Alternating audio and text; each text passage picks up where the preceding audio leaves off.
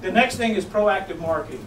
Today, in your dealership, your managers have done everything that they can, because today is Saturday, to drag people into this dealership. The problem with that, and Dan and I talked about that this morning, the problem with that is this. Somewhere in this scope, you're going to have people that make $200,000 plus a year, and you're going to have people that are unemployed. They're making nothing right now. You're going to have people with 700 plus beacon scores, and you've got people here that if you pull their bureau, it's going to say call the sheriff. Okay? You've got people on both ends of the spectrum coming into this dealership. Anybody agree? You got them all coming in here. Our job as salespeople is we have to sift through these people to find out who can buy a car, who's qualified, and who's going to make it. Guys, that can't change. Our dealership has to do everything they can to drag people in front of you. We have to sift through those and work them as hard as we can and network through those people to get more. But what if I could take 200 people or 2,000 people that make, what if I told you this? There's 20,000 people within 50-mile radius of Des Moines, Iowa that make over $250,000 a year. Anybody believe me? Thank you. Would you believe me if I said that? 20,000 people within 55-mile radius of Des Moines, Iowa that make over $200,000 a year. They're out here. I pulled a market scan. I know they are. There is a high percentage that make over $500 a year.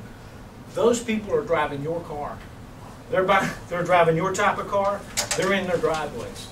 They're buying them. They've got friends that are attorneys. They've got friends that are doctors. They've got friends that are in every field out there. The key thing is they don't have friends that are car salespeople. You know why? Because we haven't tried to be friends with them. Guys, if we could connect with those people and stay in touch with those people, they would love to have us in their circle of influence. How many people could we sell in their group? They're not worried about being upside down in their trade-ins. Those people have unencumbered cash. They're not worried about short-term finance and high monthly payments. Those things don't bother them. They're not upside down in their trade-ins. What if we could connect with those people? I'm going to share with you how to take 2,000 people and put them in a database that make $200,000 a year and stay in touch with these every month.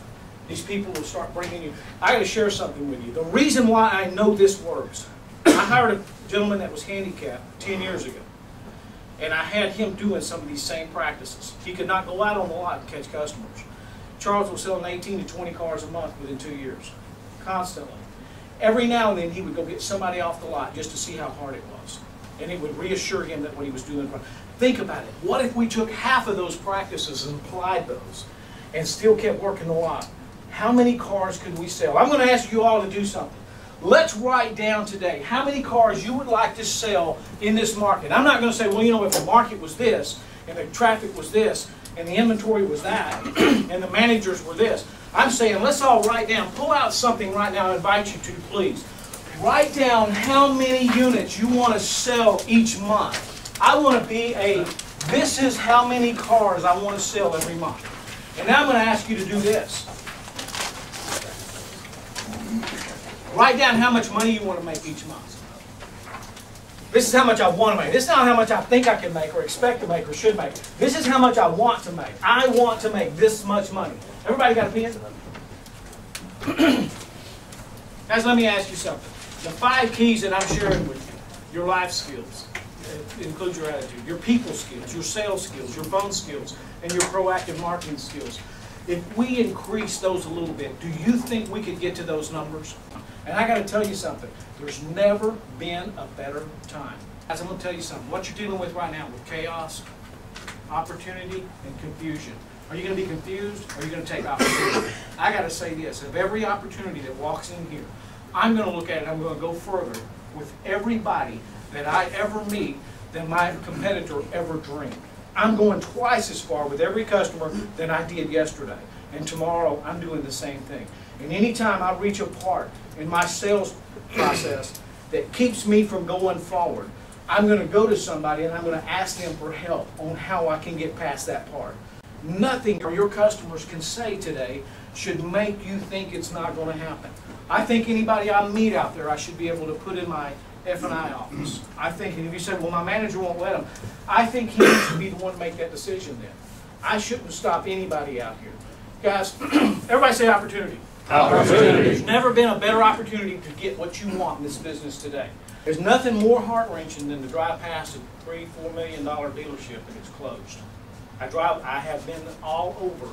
I have driven past dealerships that look like this building that have not one car on them. They're closed, and there's a for lease sign on the door. And it used to have a Ford or a Chevy or a Dodge sign in the front yard. And I'll tell you, the factory doesn't want to close one store. When they say, well, the factory's focused on closing 400, they're not focused on closing nothing. They're focused on growing. The mentality in that store closed that store. The town didn't. The town is still buying cars. I didn't see anybody walking in that neighborhood on the way to work. They're all driving cars. And they're still driving that brand of cars. They just went to the next place to get it. Let's let that be this place, guys. In this market, in this economy, dealing with these people today, let's grow and understand and adapt to our environment and help our customers do the same thing. Somewhere between, and it's going to happen this morning, between hello and going to the first car, your customer's going to say something today. And they're going to make you think when they say it, it's not going to F&I.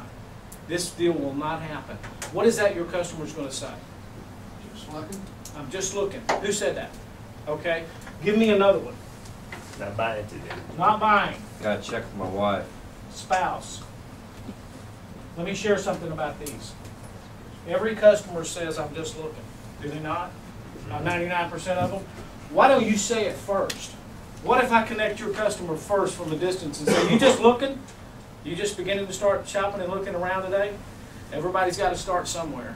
Guys, let's think about it. It's okay for our customers to look. You just kind of beginning to look around? Sure. Can I guide or direct you towards one of our sale units or anything in particular today? Here's another one. You don't have to buy a car today, do you? You don't have to buy a car today, do you? Guys, there's no point in me asking you to buy a car right now. We haven't even selected a car. It's not even time to buy a car. You guys don't have to buy a car today, do you? Whew. Okay, let's just make this a looking day. Fair enough? Everybody say fair enough. Fair enough. Guys, am I going to sell these people a car? Yes. Absolutely. Everybody say absolutely. Absolutely. And I know it. But it's not time to start pushing it on them. They're going to say this anyhow. They don't have their spouse with them. Hey, let me ask you something. Everybody say no problem. No problem. I don't have my spouse. Used to in the day, we had to have both people here because we had to have both decision makers. Today, it's a good thing if they don't have their spouse. That means maybe that person has the job. Okay? What are you doing out here in the middle of the day anyhow? Dealing with me. Aren't you working somewhere? Hey, let's think about it. We got 2 jobs now, 2 credit bureaus, and 2 incomes. It's a good thing maybe if they're not here with us. But I'm going all the way through the process. And when I get to the end and I sit down in the closing booth, I'm going to share with you why. Let me share something with you. These are the numbers that we put on the card that you want, right? And you're going to say, hey, but I got to get with my spouse. I'm going to say, Lon, somewhere over the past day, 2 days, week, month, you and your spouse talked about whether you're going to buy a car or a truck, and you both decided. Everybody say you both decided. You both decided. You both decided you're going to buy a car, right? Yes. One, you guys talked about whether you were going to trade your car or keep your car, and you both. Everybody say you both decided. You both decided. That you were going to trade your car, correct? Yeah. One, you and your spouse, you talked over the past week or so, and you guys decided whether you were going to finance, lease, or pay cash, and you both decided. You both decided. I go down the list and down the list down to one thing. What's that? The difference in the payment. You're currently paying $450. Your new payment is $650. You knew that you two were going to be paying at least $100, $200 a month difference to get all this. You both decided to come out here, look. Yeah, come out here, look. Here we are. Guys, how many times do I have to go through this process? Here's the key. Does this work 100% of the time? Everybody say no. No. But it fails 100% of the time that you don't use it. Let's think about it. How many times have we made it to F&I or to the desk with this customer and that wasn't an issue? It was just an excuse not to go there first. It was in my mind. Every objection a customer comes up, I've got 18 of the top objections on how to deal with them. Is this a manipulative effort? No. I'm bringing it out, guys, in every way. I'm going to ask you to do this. Let's think about it. Make this a personal decision. Do I want to do this and grow, or do I want to stay just where I'm at right now and keep things in this comfortable mode?